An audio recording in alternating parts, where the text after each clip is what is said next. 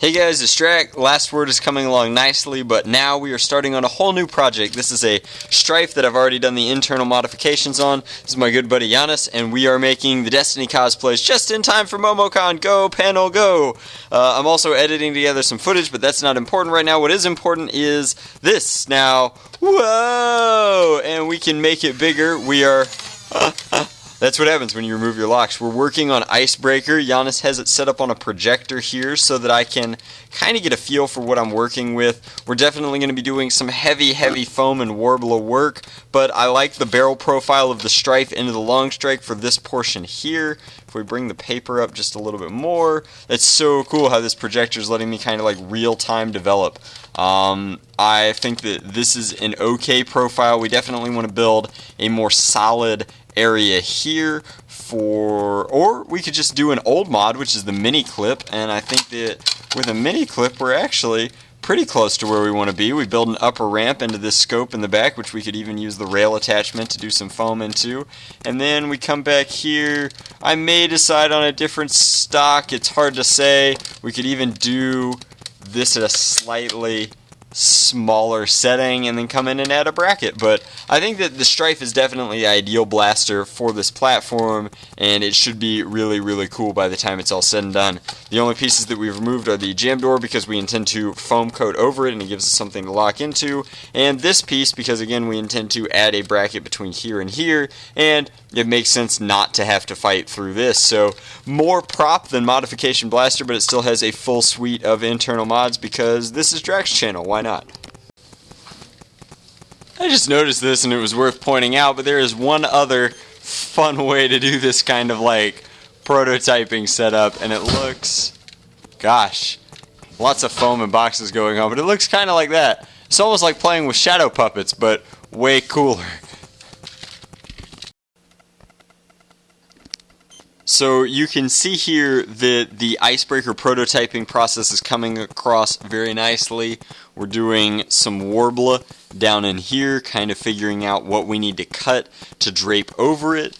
Now, Giannis has pulled up the Icebreaker, and you can see that we've built this out of craft foam. This is like a yoga mat that we cut up, and we've come in and I hot glued the pieces with some brackets to get these really smooth seams on the hot glue. What I do is I wet my fingers after it's kind of molten on there and I smooth it out. That way the Worbla that we're working with won't really create creases or perforations in it, and it'll just drape over for some smooth, clean lines. So it'll ultimately be disguised because of the smoothness of the seams, which I think is really neat. I think we're kind of getting closer and closer to the shape that we're looking for. It should look much better with our thermoplastic on top. So, well, I finished making what I assume will be gauntlets for my Warlock gloves. In fact, you can see over here that I finished most of the pieces for the Warlock gloves at this point. I still need to do the elbow band, but getting very close. Giannis came in and made some progress on our Icebreaker, where we've added not only the scope portion, but then he has more recently come in and added the hand guard down there between our Raider stock. And it looks pretty good pattern for pattern on our little kind of shadow projector system. It's actually almost identical to what we need, and I think all we need now is to coat it in Worbla, and it should be a-okay, ready to go. Very cool. So Icebreaker's coming along nicely.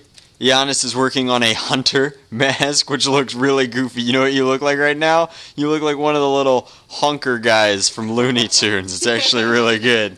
So Icebreaker has had a lot of Worbla work done. You can see here coming in that we've built foam for the scope section. Over here we've integrated a small light circuit that runs off of a button cell, so that does this number and has a few modes. That's going to be indicating the shots, just like the one in the game. We've brought our bracket over here, and this is surprisingly strong. The Worbla supports the weight of the entire blaster with batteries in it. Blaster is still performing very nicely. Haven't built the mini clip yet, but we are avoiding doing any damage to the accessible shell pieces so far, and I think that we're going to be able to finish up the project with that kept in mind. The Worbla is looking really good, and we've completely foam coated the long strike barrel as well as extending it through this shot here so that we can get a more icebreaker-like feel to the blaster. I'm still really in love with how this looks, the regular N-Strike Raider stock at about half extended. I think that it mirrors the blaster very, very well. So we're just going to keep cranking away at it. I'll show you what it looks like next. I'm probably going to do some body work, and then I'll probably show it to you after we've laid on a coat of primer.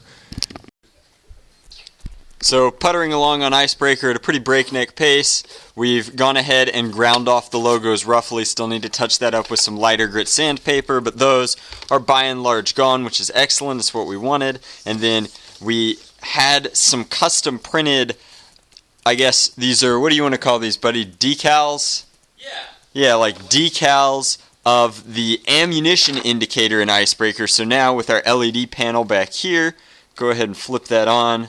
I'll set it to blink or solid. There we go. So on solid you can see that we had a couple done on photo paper just as prototypes, and then down here we have some done up in a transparency. So before, because we're going to trim these up, I'm going to cut one out roughly here just so that I can...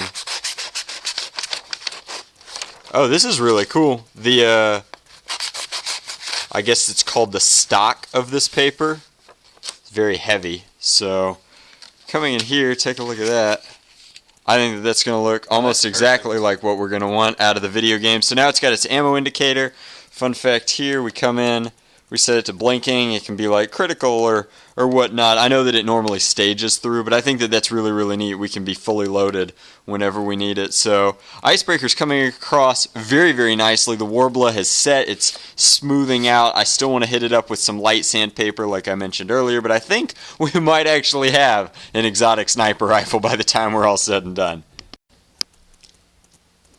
So apologies for the weird angle of this shot, but after sanding down a lot of the Icebreaker stuff, I figured out, I guess, to me it's a new Worbla technique. So I have an old soldering gun here that I use for melting foam and ABS plastic, almost like a heat knife. I've noticed that Worbla reacts to it in a very funky way. So you can see places where I had originally sanded the seam, I came back over using the flat of this soldering gun. So not exactly the heat tip, but the main body of it. And if you're careful and move at a reasonable pace, you can almost blend the Worbla at its seams and then come back through after you've done this with the soldering gun and smooth it out like so. And the Worbla is very receptive to that. It's not actually burning. Up here you can see where it looks like it's burned. It hasn't burned, it's just that was my initial testing point, and it took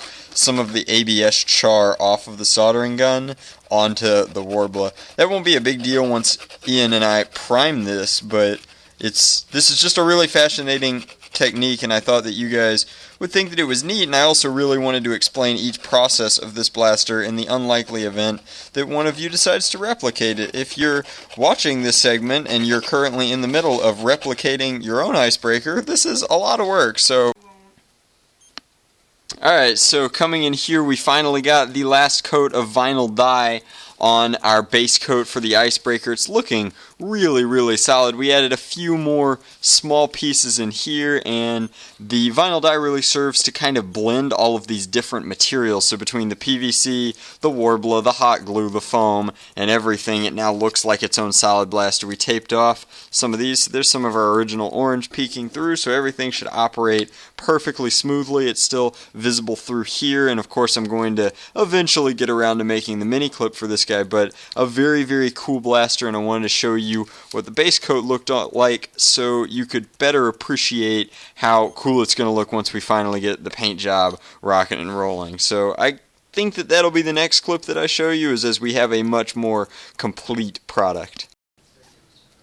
Alright, so continuing along Icebreaker, we have come back in after adding the base coat and done some Bondo here. So there's Bondo going on, trench coat still being worked on. The Draculina is working on her cosplay from a slight distance right now, and it's all looking good, but Giannis has decided to make a custom scope attachment. So what's the bad guy in here right now? Bad guy is Atheon. So we have Atheon hiding in the scope, like we're lining him up, and then he's added a red transparency lens in here, and then we're going to set that like so, and we're using an old piece of, I don't even know what this is, it's just like refurb like everything else in this blaster to make this scope look more like Icebreaker. Really starting to come together, very, very cool. So, learned a lot about doing different combinations of Bondo, wood glue, and then Worbla and how those combine, but eventually we got it painted into something that looks pretty decent. We added metal brackets here and here to kind of mirror some of the corrugated piping that Icebreaker has in the game. We're really happy with how it looks right now, and all we have left to do is add some panels and then maybe those pieces that come up and down where it draws solar energy for all of its infinity shots here. So, very, very pleased with how the project's coming along so far and think it should be very, very close to done soon. Solar panel pattern, me silver enamel Sharpie, me Rubbermaid lid. Go! So Icebreaker is finished now, but before I took it outside, we replaced the button cells on this guy after the convention, and I just wanted to show you how cool that scope reticle is. It's really neat having a light up scope that matches the game scope. So I thought that was really neat. Hopefully you guys like that feature too. So here it is, guys. This is the finished Icebreaker. It's a really cool project, and even though it's not perfect in any way, we're really happy with how we left both of the batteries accessible. We got to learn a lot about new materials, including like Worbla and all of the various things that we use. So like the Worbla and the wood glue were very interesting. I'm not super duper thrilled with how the Bondo job has set these off kilter, just a hair, but I mean everything from the metal pieces here and here to all of the work that we did and the multiple layers of paint and detailing really turned out neat. A lot of the little features trying to get it to look exactly like it does in the game were awesome. I did make a mini clip for it, but during one of the photo shoots it got taken. I'm sure entirely accidentally from some of the photographers, but so during the convention we lost that, so I'm using a different clip here for the video demonstration, and I don't know what else I can say about this. I really enjoy making these Destiny replicas. They are just so much fun. This has a very comfortable foregrip up here now, and so firing, the scope isn't actually functional. There was no way to make it like mirror down through and out. I guess that would be something really cool you could do digitally, but it was outside of our budget and frankly outside of our time frame. So firing just to prove that like it hits very, very hard. It's a very cool blaster replica.